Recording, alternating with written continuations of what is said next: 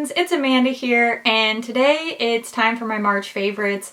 And I gotta be honest with you, I debated whether or not I should even do a favorites video. Ultimately, these are some of my favorite videos that I make every month. I've been making monthly favorites videos for more than 3 years, every single month, and I'm trying to keep my life as normal as I possibly can in these very abnormal times. The fact of the matter is I do have some favorite products, but we're gonna do things a little bit differently. I am gonna share a couple favorite beauty products with you, and then I'm gonna give you a long list of some of my all-time favorite books and Netflix shows. These are not specific to the month of March, but I feel like including these in my favorites video could be really useful to those of you who, like me, are either completely socially isolating, whatever the case may be. I hope that if you're able to, you are staying home. I've been home for a couple weeks now and I've gone through a lot of books and a lot of Netflix, so I'm gonna give you some recommendations. We're gonna talk about a couple products first, and I really wanna share this skincare product with you.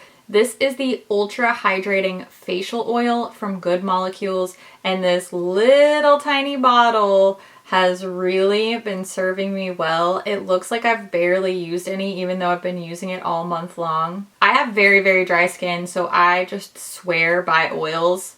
It only takes a little tiny bit of this oil to make my entire face feel moisturized. It's really, really lightweight and it absorbs into my skin so well that I don't feel like I have any sort of greasy, sheeny type of thing going on, which, don't get me wrong, I don't actually mind that. But that's especially nice before applying makeup, because then you're not contending with oil sitting right on top of the skin, like really slick oil face. That makes me think that this could be a great oil across a lot of different skin types because it is really lightweight and soaks in really well. So this has been my favorite new skincare item of the month. Now let's talk about nails. My favorite nail combo is actually what I'm wearing on my nails. It's always a miracle when that happens. I'm wearing a combination of these two shades. It's Penny Talk from Essie and then the shade Unicorn from Butter London. I always rave about my Butter London polishes. I'm pretty sure this one's been discontinued, sadly. I just had to share this combo because it was my favorite of the month. Plus, I think that this nail polish combo works really well with a lot of the colors in my makeup favorites. So let's talk about those now. First of all, obviously for makeup favorites, I have to mention No Shrinking Violet, my favorites bundle with ColourPop. It was available all through the month of March. So obviously they're my favorites because they're in my favorites bundle, and also it's one of my favorite experiences that I've ever gotten to have, to be able to curate this collection. Not just working with ColourPop, but also sharing this with you guys and all of the just amazing, really wonderful, supportive, sweet comments that I got regarding my No Shrinking Violets bundle has been one of my favorite things that's ever happened to me. Definitely within the sphere of Makeup.Just.For.Fun, but also kind of in my life too. This won't be available anymore once the month of March ends. I just wanted to mention it because it was such a big part of my month. I was doing different looks and testing different combinations over actually the past 2 months to create this. So obviously, I had to include that. Now I just have 3 makeup product favorites, and then I'm gonna share so many book recommendations with you that you will probably fall asleep, and hopefully you fall asleep with this video playing and it doesn't just bore you so much that you click off. Anyway, let's talk about this beautiful blush. This is called Chicklet. It's from Samantha March's collaboration with Ofra Cosmetics.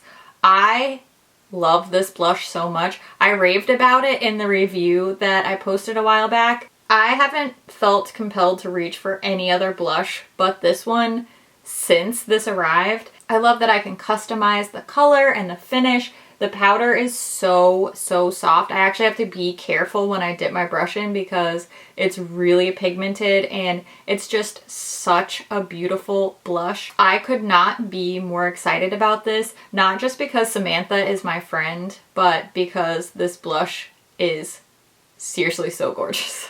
My last two makeup favorites are from ColourPop. Nobody's surprised by that. The Making Mauves palette, I'm sure you saw this favorite coming. If you watched my review on the whole mauve collection, I was nuts about the whole collection, but I especially love this palette. There's just something about it. I love the balance of finishes.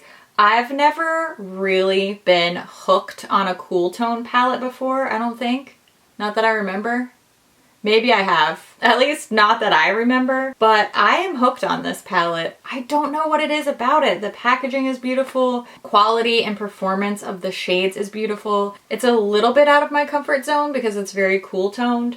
But at the same time, it's really neutral, so it's really approachable. I've just been having a lot of fun with this one, and this is a great palette to pair with my Super Shock Shadow singles, which I love to do. I never stop playing with my Super Shock. I know that they're not at the top of everybody's list. They're not like the hot thing anymore, but I don't care. So Making Mauves palette was my other favorite palette besides the Lilac You A Lot palette, which was in my bundle. My favorite lip product of the month, and you know it's my favorite because, wait for it, do you see how worn off that label is?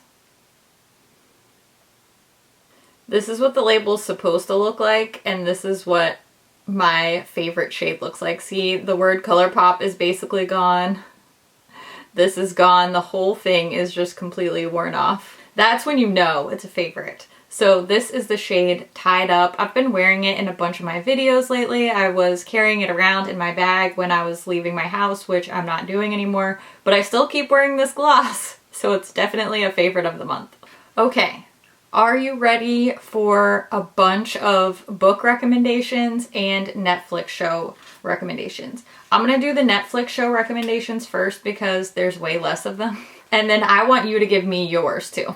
For Netflix shows, I love cooking shows. I love cooking competition shows. I love cooking docu-series. Cooking shows just calm me. I find them so soothing. And let's face it, we're in some high anxiety times right now. So I've been watching a lot of cooking shows. My number one cooking show on Netflix is The Great British Baking Show. I freaking love that show so much. Everything about it is so calming to me. I love their accents. I love the banter of the hosts and the judges. I love the way the contestants treat each other. They're so freaking nice to each other. You know that on American shows, everybody's like, I've never met you before, but I'm gonna crush you because you suck. And on the Great British Baking Show, they all like become best friends and have montages at the end of them hanging out and having dinner parties together, and it's adorable and I love it so much. And if you are feeling crappy and sad and nervous and anxious and scared and you want to cry, then watch The Great British Baking Show and maybe it'll make you feel better because it makes me feel better. I also really love the show Final Table. That's a little bit more intense, but it's still really interesting, really fun to watch. I like to watch Nailed It with my son. This one is definitely more lighthearted. You're not going to be picking up a lot of great tips and tricks for baking, but it's really fun and it's family friendly, so that's a good one. And then there are two cooking docu-series that I highly recommend. The first one is called Street Food. It's literally just about different kinds of street food around the world. I was totally sucked in by it. I'm actually about to rewatch it, but I thought that one was great. And then the other one that I really liked was called Salt, Fat, Acid, Heat. That one's more focused on one particular chef traveling and talking about these different elements of cooking. Definitely a very good one. Guilty Pleasures, Love is Blind. Oh my gosh, I feel like everybody's probably already watched it, but that show's insane and I loved every minute of it. I was actually like secretly guilt watching it and not telling anybody, and then my sister brought up that she was watching it, so we started secret guilt watching / talking about it together.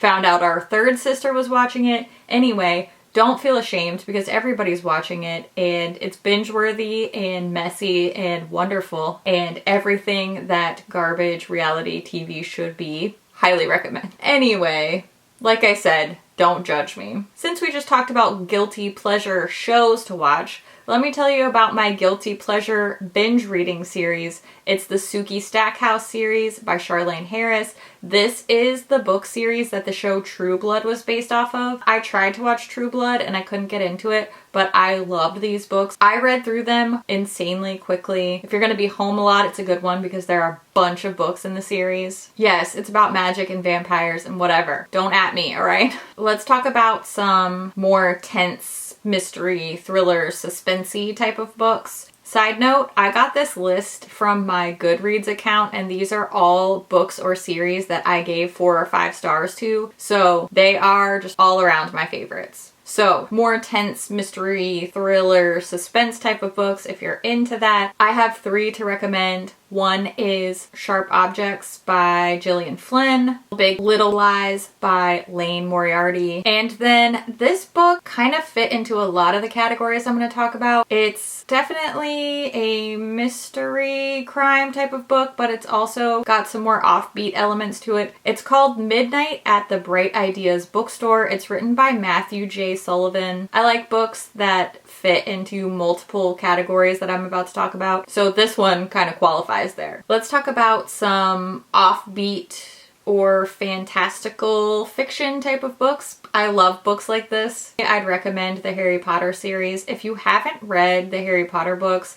I don't know how that's possible, but this would be a great time to start. They are amazing books. I read them as they were coming out. I think I was just the perfect age to grow with these books. The first 2 or 3 are a little bit more juvenile, but they definitely get very involved and heavy as the series goes on. Anyway, they're great. Highly recommend the Harry Potter series. Also in that magical fiction type of vibe, I would recommend the book Night Circus by Erin Morgenstern. I have 2 books by Liba Bray that I want to recommend to you.